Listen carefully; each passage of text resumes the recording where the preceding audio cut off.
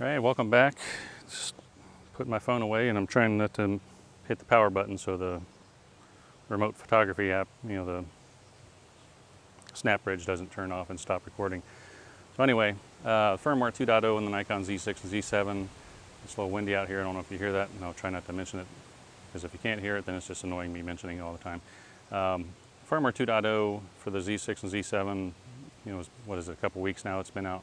And so I've got that loaded on my Z7, and the major thing that was brought out with that was the eye detect autofocus, which I don't really use very much, hardly at all, because I don't do a lot of portrait photography, and better low light autofocus in low light, and what was it, and then the auto exposure during the extended high, was it 9 frames a second, whatever the highest burst rate was. Before it used to have a fixed exposure, but now it's can auto expose, set the exposure between each picture. As far as the face or the eye detect autofocus, that's just in photos.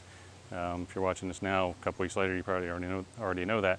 But the issue that I've been seeing with these tests online, people have a Sony A7 III or even an A7R III or an A9, whatever they're using, one of the latest Sony cameras, trying to do the comparison with the Nikon Z6 and Z7, and they're like, oh look, you can pick up the eye a lot further away with the Sony.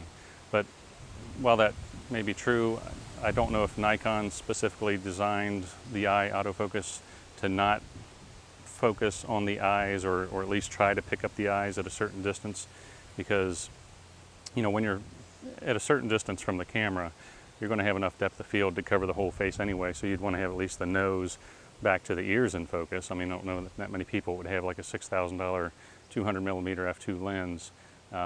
There may be some, obviously, professionals using those. But my point is, I don't think you would have such razor thin depth of field and be making those types of pictures so often that being so far away from the subject would really be an issue. So I think you're going to have enough depth of field for the face detect autofocus. Face detect works, far enough away, just not the eye autofocus. And I just don't think it's going to be an issue because of the depth of field you would have. The further you get away from the camera, the more depth of field you're going to have. Closer you get, the more shallow the depth of field is going to be. So as far as my own testing and so on, I played around a little bit. It works fine. I don't do a lot of portrait photography, so I just don't think it's going to be an issue. The other thing for my Z7, a little update on the lenses, I'm going to swap out the Nikon 28-300 as my general purpose lens when I want something longer than the 24-70 f4 that I have that came with the camera. So use the 24-120 f4, that's the f-mount lens, of course, and so it has really nice bokeh, so better bokeh than the 28-300, and won't have as much reach, but if I go into DX crop mode, that'll still get me out to about a 200mm look on the 24-120 lens.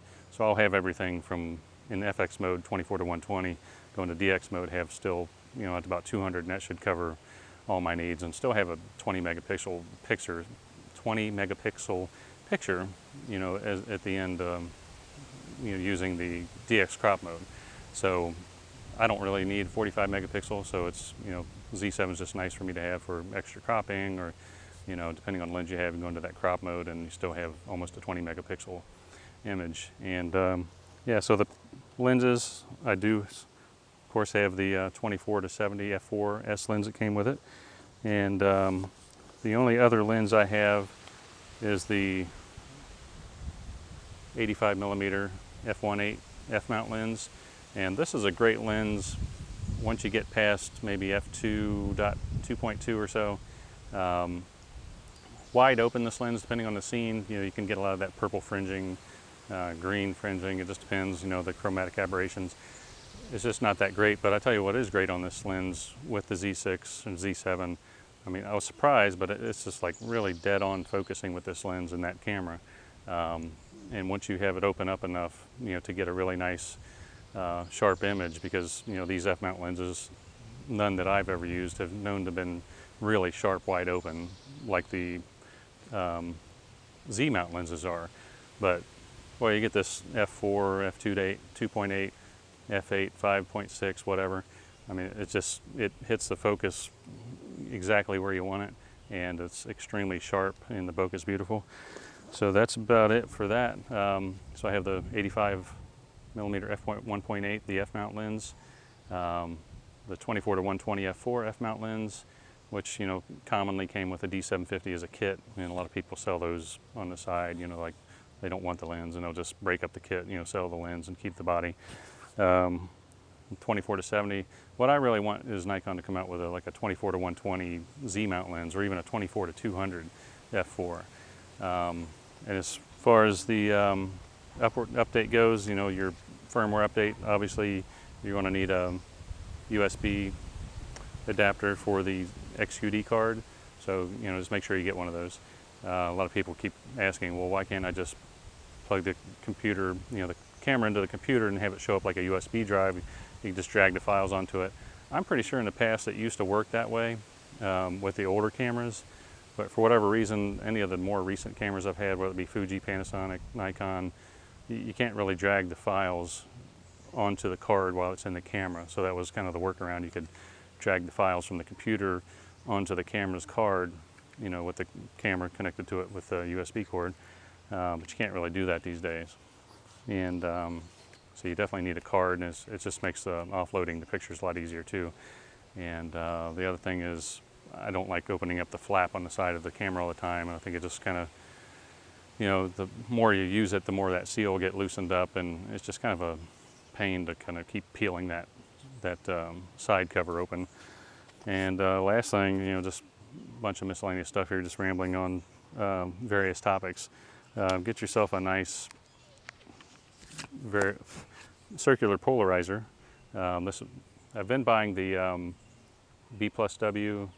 I don't know if it's B+W or B&W, what are you supposed to call them. It's the ones made in Germany. This one is the F Pro.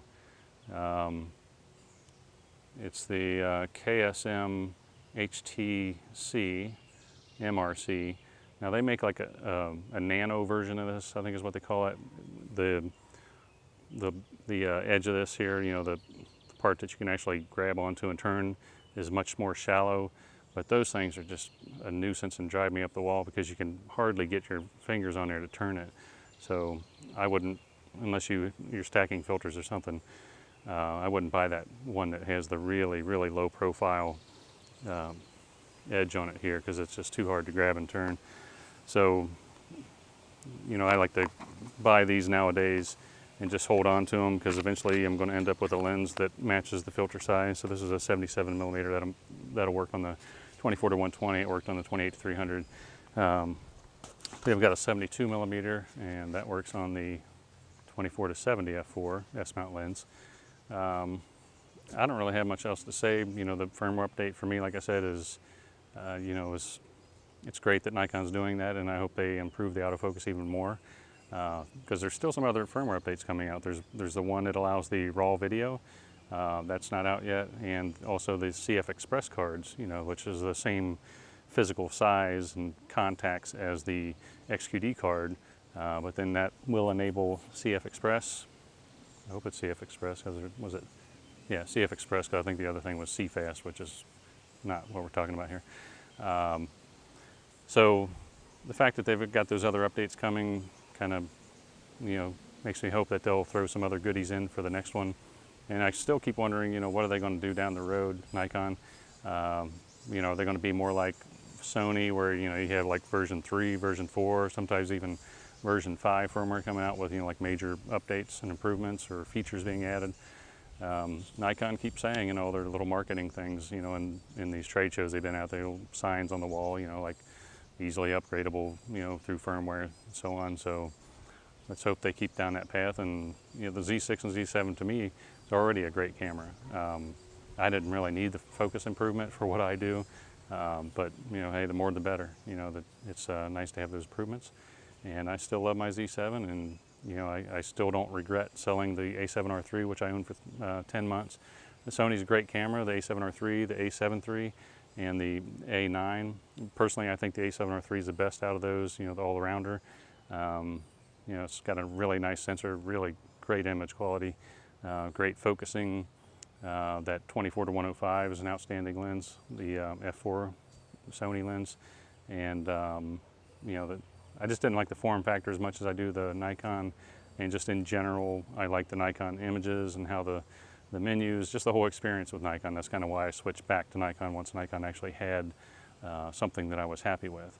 Because before that they just had the Nikon 1 series, a 1-inch camera with the interchangeable lenses, and it just kind of bombed out. And they probably should have went the way Sony did with that, was 1-inch camera, just have like a fixed lens and just make it a really nice little package and make it as great as you can. And that's what it is. You can't change lenses, but it's a great little camera all around, or take it with you. But to me, I think the Nikon 1 V3, like the third version of those cameras, that was probably the best one. And probably by then it was a little too late. People just weren't buying enough of those, and kind of had to shut it down. So, all right, well, it looks like this is still working, so that's good. Because the last time I started this talk for 5 minutes, I had pressed the power button on the side of my phone, which kind of unlinks it from the snap bridge, and so I'm just talking for like 5 minutes for no reason. So yeah, it's good that it's actually working here. So this is what the 24-120, I'm at f5 actually on this lens. So I'm zoomed out to 120 millimeters. I'm at f5, and of course it's full autofocus right now. And it's got face detect. You can see the little box moving around in my face. And of course you're not going to hear any focusing noise from this lens, because first of all, it's kind of loud out here anyway, but I've got an external mic on. And you just don't want to use the F-mount lenses with that silent wave autofocus motor in there, because there's nothing silent about it, and it's not even quiet. It's kind of buzzing, a little ticking noise back and forth as it focuses. But those lenses were not really made for that. Nikon didn't make those with a focus on video, so you can complain about them, and everybody makes fun of them on the internet. Oh, look at this F-mount lens, listen to all that noise, blah blah blah. Well, it wasn't designed for that.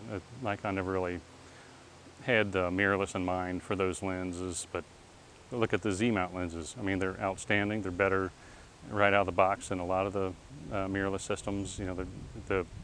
Those S-series Z-mount lenses, like the 24-70 f4, the 24-70 2.8, those are really outstanding, high-quality lenses as far as the optical quality goes, and the value you get for it. And yeah, there's some really good Sony lenses too, and just mirrorless lenses in general. There's a lot of Olympus, Panasonic, Fuji, but I'm saying for the value and for what it is, these are kind of sleeper hits. I mean, they're really outstanding lenses. The 24-70 and those other. I just wish this was a 24-120. If this had the quality it has, the optical quality is with a 24-120 and still reasonably small, oh my goodness, that'd be an awesome lens. So I'll stop it right there. And yeah, if I turn it sideways, you can see the little box moving around, and snap bridge app. Snap bridge app is really nice on this actually. Whole lot better than that app they had in the past with the DSLRs. That thing was horrible. And you'd have to use that little plug-in adapter, a little Wi-Fi adapter plug in the side of the camera. That was just kind of ridiculous. But we've got the Z series now, and everything's okay. So, all right, thanks for watching, and hope I didn't ramble on too much. I hopefully say something that's useful to some people, and seems like there is, because I get some nice comments sometimes, and sometimes people make some ridiculous comments, and I just have to block them because I don't get that many comments anyway. So if somebody makes a ridiculous smart-ass comment, they just get blocked and remove their comment anyway. So, there's no point in worrying about people like that in the world. If people want to be a jerk about it, just let them be a jerk and they get blocked and never had to hear from them again. All right, thank you and goodbye.